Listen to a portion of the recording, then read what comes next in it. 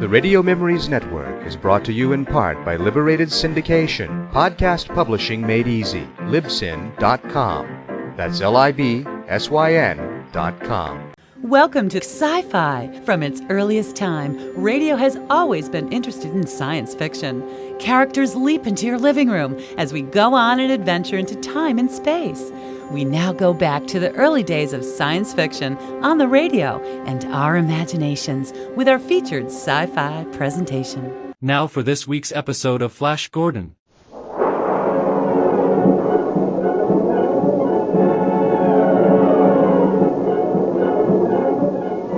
Presenting the amazing interplanetary adventures of Flash Gordon.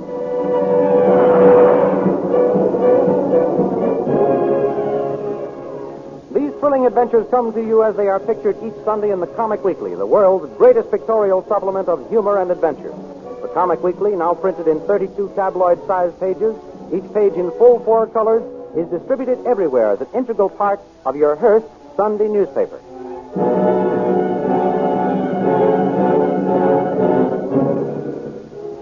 For the benefit of those who may not have heard the earlier episodes, let us explain that Flash Gordon, the internationally famous American athlete, and Dale Arden, his beautiful American sweetheart, and Dr. Zarkov, the well-known scientist, were thrown onto the new planet Mongo when their experimental rocket ship crashed.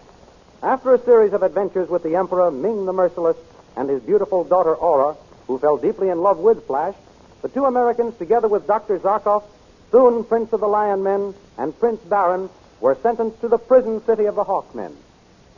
There the men were tortured, while King Voltan, mighty ruler of the Hawkmen, made plans to marry Dale. Flash and his companions escaped from the torture chambers, and Flash found Dale in time to save her from the marriage. But they were trapped by soldiers and again fell into Voltan's hands. Then there was a terrible rumbling sound. The floor started to tip, the walls began to crack open, and the lights went out. Now we continue the story. In the crumbling palace of Voltan, amid the shouts of the disorganized guards, Flash and Dale break away, but the mighty king flies into the air and, hurling himself on Flash, drags him to the floor and prepares to execute him by his own hand. Meanwhile, Dr. Zarkov and Prince Baron are rushing toward the throne room. My scheme worked, Baron. Now to drive our bargain with Voltan if we are not too late. With the light beams diffusing at the present rate, friend Zarkov, the city will remain in midair only for another half hour. If Voltan will listen to us, there is enough time. But we must not waste a minute. Here we are at the throne room. Look. Voltan has his sword at Flash Gordon's throat. Stop! Stop! Wait! Hey, who dares give me orders? I can save your city. But if you harm Flash Gordon, I'll doom this city and all of you Hawkmen to destruction. But all my radium's gone. You destroyed that yourself. How can you save us? Prince Baron and I have been experimenting with other atom rays. Experimenting. Enough of this. I should have killed Flash Gordon but for your arrival and bluff. Now I shall finish the job. Oh, Flash, my darling. Be brave, Dale. This big windbag is bluffing now. Bluffing, am I? I'll show you. Listen to us, you fat fool. Your city will remain suspended only 20 minutes more. There is no time to waste.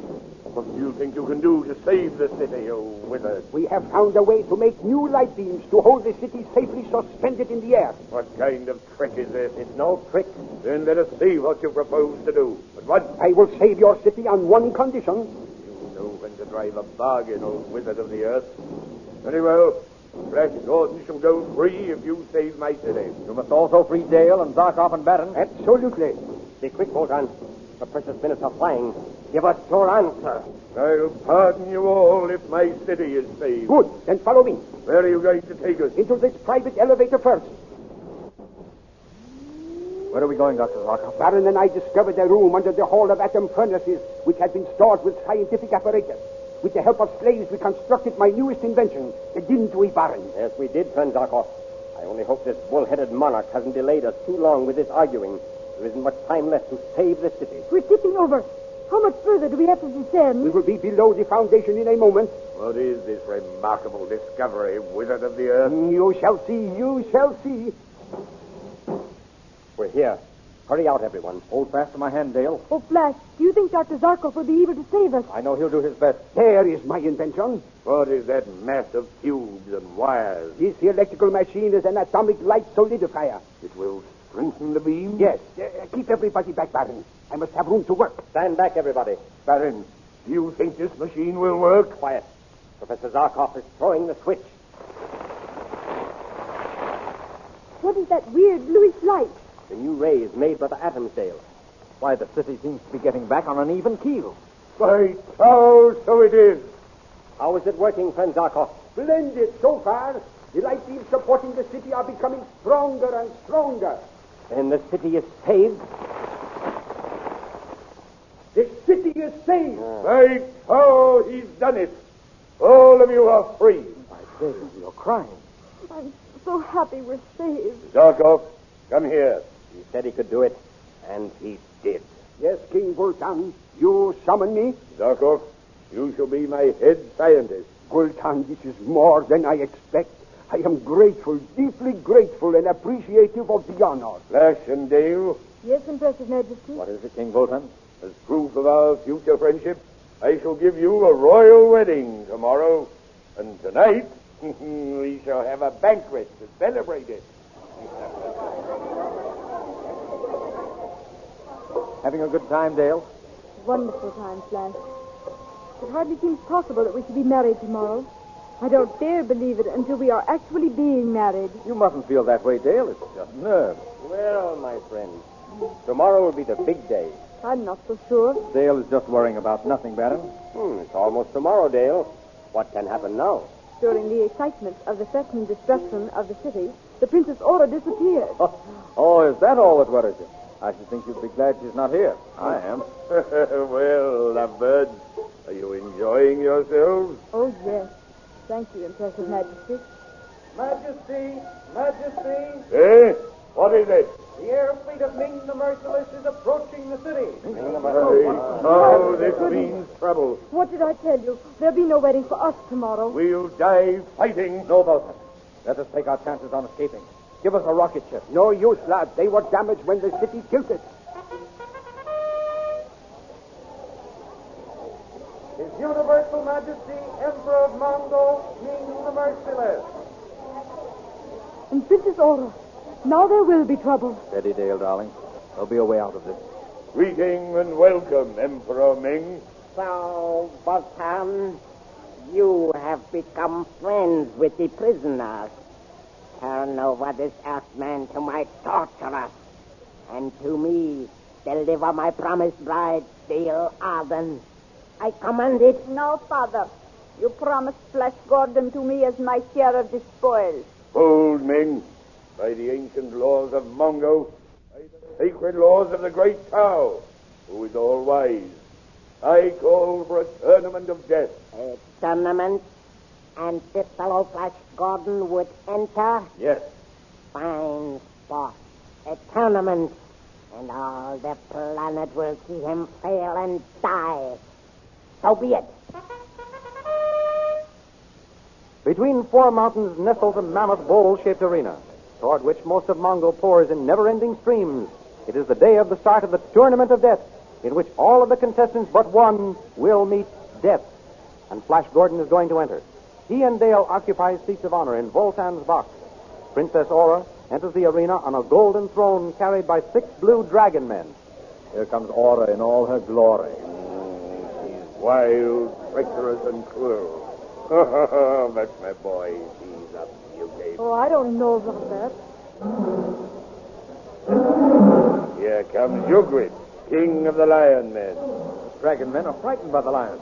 They've dropped the princess. Stay where you are, my boy. Prince Baron is already picking her up.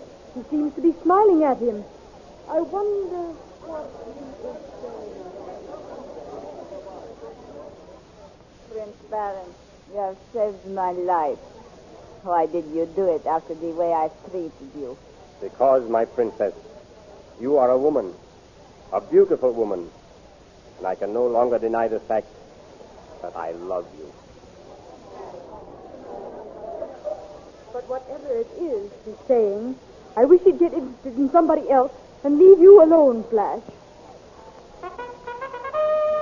The tournament is about to begin, Flash. There's your horse.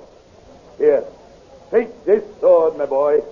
It's the one with which I became king of the horsemen. Take it and justify my faith in you. And my faith, too. Thanks, darling. And thank you, Bolton. I'll do my best.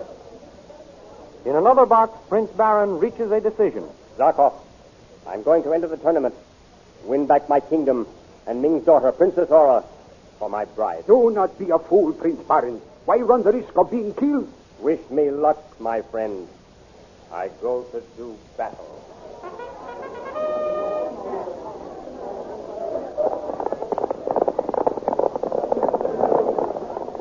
It's a battle royal with every horseman for himself. As the fight rages around him, Flash is beset by two yellow guardsmen. He vanquishes one, and as he is attacked by the other, he falls from his horse. Before the yellow man can drive home a death thrust, a masked fighter saves Flash, and the first great test of the Tournament of Death ends. A banquet is held for the survivors. Are you sure you're all right, Flash? Why, of course, Dale. If it hadn't been for that masked fighter, you would be dead now. Oh, why did you enter this horrible tournament? To win freedom, a kingdom, and what's more important, you. My dear. Look, the masked fighter is with Princess Aura. Ah, the masked champion. Are you a criminal fearing arrest or a noble fearing recognition? Blue blood or red, my lady. It will flow in the arena just as freely. For your amusement. Yes. Wear the scarf as a token. But do not stain it with your blood. Fair lady, a kiss from your gorgeous lips, and I would face the legions of Tau. Insolent one. I'll have you tortured.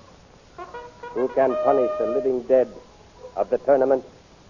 Goodbye, you beautiful devil. I go to fight for your hand.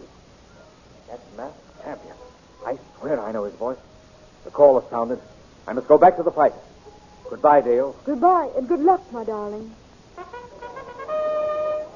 Oh, King Wotan, when will this awful tourney end? I know it seems horrible to you, little bird, but it is better that Flash should die honorably in the field of battle than at the hands of Ming's torturers. If he wins this final event, he will be a king, and you will be his queen. The trumpets blow and the last contestants line up. 2 by 2, they mount the sky rope stretched over a flaming pool to joust with swords. And one after another, they are eliminated by death.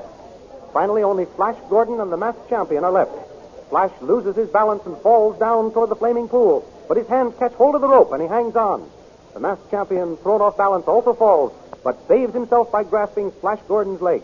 His mask falls off, revealing Prince Baron. The crowd demands that both men shall live, and they are brought before Wotan and Ming the Merciless. None of your trickery, Ming. Proclaim them both kings. So be it. But I shall choose their kingdoms.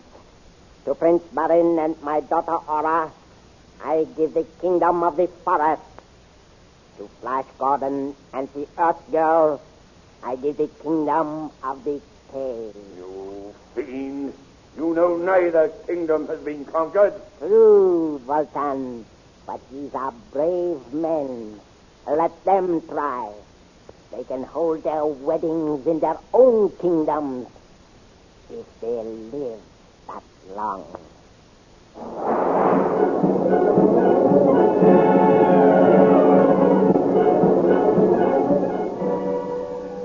What will happen to Flash Gordon when he attempts to rule over the unconquered kingdom of the caves? You'll know next week at the same time when he'll be back with another chapter of the amazing interplanetary adventures of Flash Gordon. And by the way, what is your favorite picture feature? Bringing Up Father, Skippy, the Katzenjammer Kid, The Little King, Mickey Mouse? Or if you like thrills, then Ace Drummond or Jungle Jim, Radio Patrol or Red Barry. But no matter whatever your favorite, you'll find it next Sunday in the big 32-page comic weekly, along with Toots and Casper, Silly the Toiler, Little Annie Rooney, Tim Tyler's Luck, and many others. For the big 32-page comic weekly brings you each Sunday the funniest merrymakers and the most daring adventurers in the world of pictures. Be sure to get your copy of the comic weekly next Sunday with your Hearst Sunday newspaper. And listen for the amazing interplanetary adventures of Flash Gordon next week on this station.